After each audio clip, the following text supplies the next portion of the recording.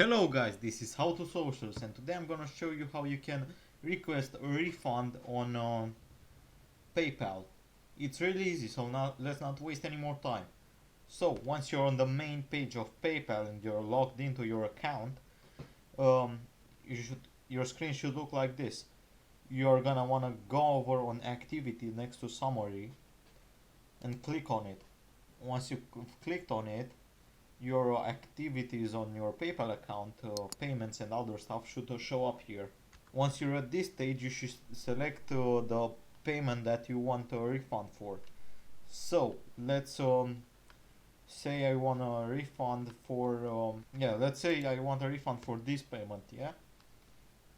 Once I've click on the little arrow, you should have seller info here. Using the seller info, you should click on it and go to over to that seller and request for a refund. And that's all there is to it, guys. It's really simple. I hope you enjoyed it.